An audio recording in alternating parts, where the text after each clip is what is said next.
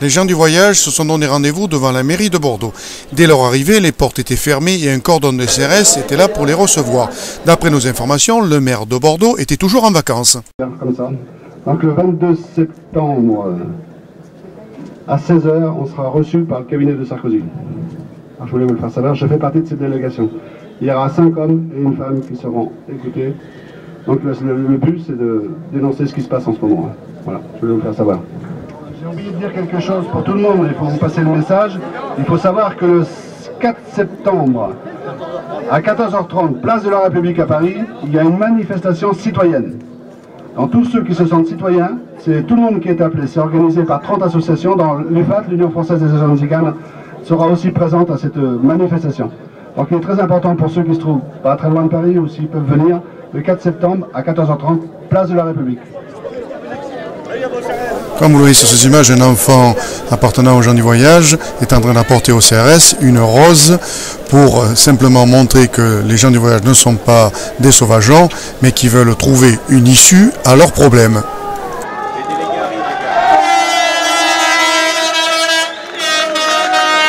On réclame une place pour Bordeaux. D'accord. Et où en sont les négociations? Vous avez quelque chose? Ah ben là on ne sait pas encore, ça c'est en train de se dénouer. On attend le verdict. Vous attendez le verdict? On attend le verdict. On n'est pas des assassins, mais on attend le verdict. D'accord. Donc suivant le résultat du verdict, soit vous continuerez, ou soit ça sera terminé. On voudrait quand même bien qu'on aille gain de cause, parce qu'on voudrait que ça cesse quand même, on en a marre. Le lait s'accumule, on est quand même mère de famille, on a des enfants, des petits-enfants. Les enfants en ont marre. Et on ne peut pas laver, on ne peut pas faire à manger, on est fatigué. On est vraiment fatigué. D'accord. Ah oui. Parce qu'on est sur un parking de goudron, monsieur, depuis 3 jours. Il fait très chaud. Il faut bien se mettre quelque part. Il faut bien se mettre quelque part. Oui, oui, bien sûr, tout à fait, tout à fait.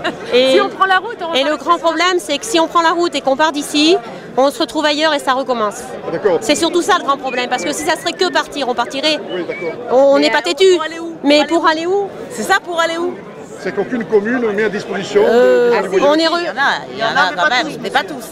Et une ville comme Bordeaux, c'est quand même une grande ville. Nos maris sont commerçants, on a besoin d'aller travailler, vous voyez pas? Ça fait 4 jours qu'ils n'ont pas été travailler là.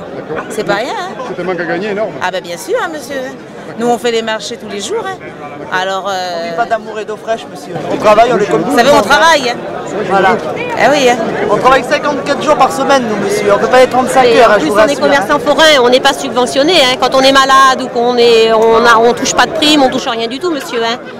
On vit de ce qu'on gagne. Donc quand on peut pas le gagner, ben, à la limite, on peut presque plus vivre. La nourriture, ça coûte très cher maintenant. Vous êtes au courant comme moi. Oui, bien sûr. Bien sûr. Bon ben voilà. Voilà. Donc le combat continue pour obtenir que les maires se mettent aux normes, doivent être mis par la loi. Oui, mais on espère de tout notre cœur que ça va s'arrêter quand même, qu'ils vont comprendre et trouver une solution pour notre cas. Et en plus, nous avons l'habitude de venir ici tous les ans. Nous laissons les places très propres, sans aucun papier, sans aucun dégât. Et nous payons tous les frais. Électricité, courant, tout est payé. On n'a jamais fait aucun dégât. Ils savent, les maires, de toute façon. Ils le savent. Moi, j'ai 52 ans, on n'a jamais vécu ça. Même autant de nos grands-parents, tout ça. Jamais on a vécu une vie comme ça. Donc si on ne fait rien, c'est de pire en pire et on ne sait pas où ça va aboutir. À la limite de nous faire peur. C'est pour ça qu'on essaye de se défendre et de faire quelque chose. Voilà. Et on se groupe parce qu'avant on voyageait pas tellement ensemble. Mais dans les terrains de camping, tout ça, on voyageait 10, 15 caravanes. Mais maintenant les terrains de camping nous veulent plus. Si on était 10 caravanes là, on serait rejetés et on ne pourrait pas lutter. Donc on essaye de voyager ensemble pour essayer d'obtenir quelque chose. Parce que les terrains de camping, ils nous prennent des 40 € par jour. Les sédentaires, ils leur prennent une minime somme parce qu'ils ont 2 roues. Nous, on est des doubles essieux. Donc à 40 € par jour, comment voulez-vous qu'on fasse? C'est impossible. Voilà. Et là, ce qu'ils nous donnent, c'est des places sans eau, sans courant, dans le bout des chemins, dans le fin des villes. Donc c'est pas possible. On est quand même civilisés. Dans les déchetteries. On est civilisés. On Français avant tout, monsieur. Mais vous voyez, nous sommes des gens évolués, hein. On n'a rien de voleurs de poules, quoi, comme disait dans le temps. Vous n'êtes pas des extraterrestres, vous êtes des êtres humains. Voilà, exactement. Pour vivre comme tout. Et si ça continue, on se demande si on va pas devenir des robots. Vous savez, moi j'ai vu un film à la télé, là on met des petites pastilles, là, et puis après ils leur font faire ce qu'ils veulent, ils ont des numéros. Parce que franchement, ça devient qu'on va même plus être libre. On a resté quand même 3 jours enfermés sans pouvoir sortir de où qu'on se trouve. Là, tout à l'heure, il y a M. qui a dit qu'une partie du groupe là, de votre association, au mois de septembre, ils seront reçus par Nicolas Sarkozy. Oui. Qu'est-ce que vous avez envie de dire? Ah ben c'est bien, ça va peut-être faire bouger les choses. De toute façon, faut qu'on fasse... Qu'il soit humain et qu'il fasse quelque chose. Parce qu'en réalité, ce qu'on demande, c'est l'humanité. Tout simplement. On demande d'être pas trop rejeté, c'est tout. Hein. On ne demande rien de spécial. Hein. D'arriver sur les places et qu'ils nous laissent nous installer. Surtout que nous ne faisons aucun dégât. C'est pas comme si on saccage ou quoi que ce soit. Nous ne faisons aucun dégât. Alors voilà, c'est tout est ramassé, il n'y a pas de papier qui traîne, les poubelles sont mises dans les bennes. À Anglac, ça leur a coûté une fortune. Hein. On avait une décision de justice qui nous a laissés. Hein. Et ils ont fait appel sans prévenir les hommes. Ils ont fait appel. Et le vendredi, on devait partir le dimanche comme prévu. Le vendredi, les CRS sont venus avec les hélicoptères. Ça a sûrement coûté une fortune aux contribuables. Hein. Une fortune. Hein. Et en plus, on a gagné quand même. Et pour sortir quand même dimanche. Voilà. Moi, je vais vous dire, hier, la Croix-Rouge est venue. Quand on voit ça à la télé, que la Croix-Rouge arrive chez des gens qu'on a vraiment besoin, on n'a jamais vu ça. On se dit, pauvres gens. On n'aurait jamais cru que ça nous aurait arrivé à nous. La Croix-Rouge est quand même venue nous emmener de l'eau hier parce que nous en avions plus. Parce que l'eau c'est lourd et à pied on allait chercher une baguette de pain, on allait chercher quelques courses pour se dépanner, mais l'eau c'est quand même très lourd, on ne pouvait pas aller la chercher. Donc c'est la Croix-Rouge qui est venue nous l'emmener. Franchement on n'aurait jamais cru ça, que ça nous aurait arrivé à nous. Et je vous dis, on a été, mais vrai. Avant-hier, jusqu'à 3h de l'après-midi, aucune voiture ne pouvait passer, ni homme ni femme, tout juste à pied. Tout juste à pied. Ma belle-mère est diabétique, j'ai voulu passer pour lui prendre des courses. Interdiction de passer avec une voiture. C'est des ordres du préfet. Ah oui, mais enfin des ordres comme ça, monsieur, écoutez, on n'a pas les têtes de bandits quand même, écoutez. On a des petits-enfants, ma cousine est quand même partie à vélo prendre du pain l'autre jour. Hein. Donc ça, c'est malheureusement, les CRS sont pris entre l'enclume et le marteau. Ah non, mais c'est pas de la faute des CRS, attention. Ce n'est pas de la faute des CRS. Eux, ils ont des ordres. Je vais vous expliquer, les CRS sont rentrés au terrain d'Anglet parce qu'il s'est passé moins important, mais à peu près dans la même situation. Ils sont rentrés tendus, ils sont partis détendus, parce que nous ne sommes pas méchants. Ce que voulons obtenir, c'est le droit d'être libre et de vivre la vie que nos grands-parents, nos arrière-grands-parents ont vécue. Le droit de voyager, c'est notre vie. Nous n'avons pas demandé de naître gens du voyage. On est né comme ça. Voilà. À l'abri là, mon fils. Et qu'on est français de toute façon. Et on est français à part entière. Génération en génération, les Français. Hein, mon grand-père a quand même fait la guerre. Il a quand même été dans un camp de concentration. Parce qu'il a quand même été prisonnier pendant 18 mois. Un message, vous avez de faire passer à ceux qui regardent ce reportage. Qu'est-ce que vous avez de dire à nos concitoyens? Eh bien, qu'ils nous laissent tranquilles, qu'ils nous laissent le droit. Et que les gens sédentaires marchent avec nous. Nous ne sommes pas des bêtes. Et on s'ils font rien non plus eux, ça va mal partout, monsieur. Tout va mal, donc il faut faire quelque chose. Merci beaucoup, mesdames. Je suis Thomas Eugène Alain. Je suis président de l'UFAT, l'Union française des associations de Zigane, qui regroupe 30 associations et qui regroupe une grosse partie de la population française gens du voyage. Voilà. Où en est la situation à l'heure actuelle? La situation actuelle est très dramatique parce que bon, on voit que le gouvernement s'acharne sur une population qui ne demande rien, qui reste tranquille. En plus, ce sont des citoyens français à part entière. On ne peut peut-être pas dire autant de certains qui nous gouvernent, parce qu'ils ont quand même peut-être quelques racines qui feraient pas mal peut-être de regarder. Mais bon, c'est comme ça. À travers, si vous voulez, les affaires politico-financières, on s'acharne sur une politique des Roms. Mais à travers ces Roms, on vise la population gens du voyage, qui est, à mon sens, c'était son cheval de bataille à notre ancien ministre qui est devenu président. On le voit par les lois de juillet 2000, qui n'a fait que renforcer des lois discriminatoires. À aucun moment il y a eu des lois en faveur des gens du voyage. Elles n'ont été faites que d'expulsion, de rejet, discrimination.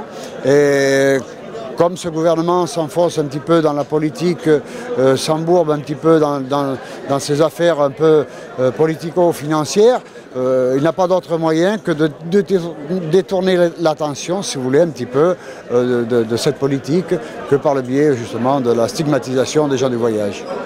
Quelles sont vos conditions de vie à l'heure actuelle? Comment ça se passe? Il est très difficile, à mon sens, moi en tant que citoyen français, comme la plupart de mes frères et sœurs que je représente en majeure partie, nous vivons mal, nous sommes dans un malaise en général parce qu'on nous rejette sans arrêt, nous sommes les bêtes noires du gouvernement et à travers, si vous voulez, cette stigmatisation, on est porteur, si vous voulez, un petit peu de tout ce qui se passe, de ce qui se produit en France. On a l'intention de nous mettre au dos, si vous voulez, et de nous mettre surtout sur le banc des accusés. Donc là, vous attendez le résultat du tribunal administratif pour voir si la mairie de Bordeaux serait susceptible d'être condamnée devant leur, je dirais, profit de mettre un terrain à la disposition des gens du voyage. Oui, alors voilà encore une fois, si vous voulez, un petit peu la pénalité que les gens du voyage subissent, par le biais justement de jeter des gens dans la rue comme ça. Il y a des enfants, il y a des femmes aussi qui ont besoin quand même, qui ont des premiers, disons, soins d'urgence ou n'importe quoi. Et on se trouve confronté là à une mairie qui est hors la loi d'abord d'une part et qui ne remplit pas ses obligations vis-à-vis de la loi. Alors le gouvernement évidemment ne pénalise pas ces communes puisqu'au contraire elle veut renforcer les sanctions à l'encontre justement de la délinquance. Et comme ils nous traitent de délinquants, ben, vous avez compris où ils veulent en venir, quoi, voilà. Comment se passe avec les CRS le dialogue? Est-ce que c'est tendu? Ils arrivent à comprendre la situation? Ils sont aux ordres de l'État? Les CRS, ce sont ceux qu'on a mis, ce que l'État a produit. Voilà, nous sommes épris de liberté, nous avons besoin de cette liberté. Elle nous est très chère, mais tant pis, on se battra pour la conserver.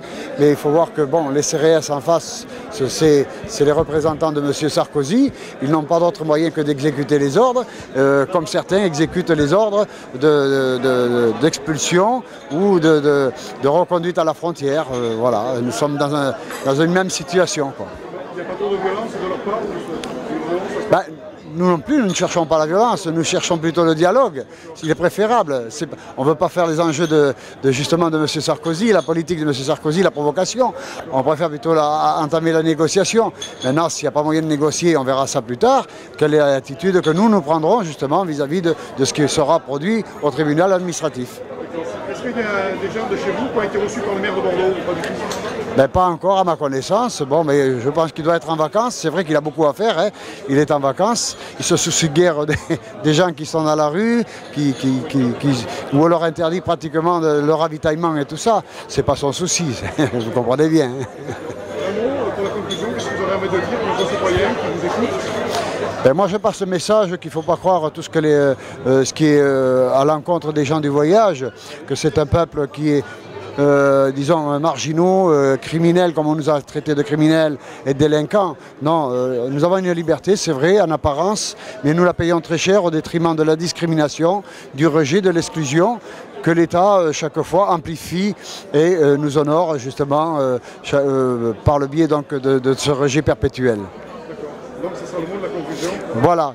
Je prête surtout, je demande surtout à la population qui est quand même une écoute plus attentive justement à cette population qui ont des valeurs fondamentales, qui ont des valeurs ancestrales et qui est très bon dans la société actuelle et qui fait encore notre survie. Merci beaucoup, c'est gentil. Le journaliste de BFM TV se prépare pour le direct de 13h. Sa décision. La juridiction doit répondre à une question très simple. La mairie de Bordeaux et la communauté urbaine mettent-elles à disposition des terrains, des aires d'accueil assez vastes, assez adaptés aux besoins des gens du voyage? Oui, répondent les avocats de la mairie de Bordeaux. Pour eux, il y a notamment deux terrains qui sont évoqués. Le premier, c'est un parking goudronné assez vaste et le second, eh bien, c'est une prairie en herbe. Un terrain inadapté, répondent les gens du voyage. Je vous propose d'écouter les arguments des deux parties.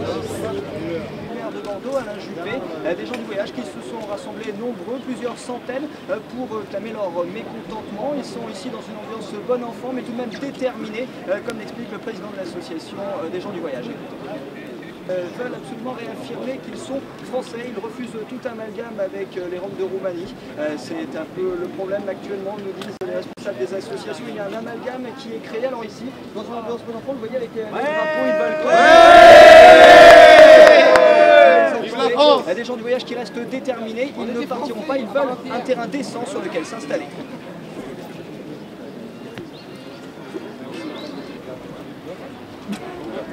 Ça arrive.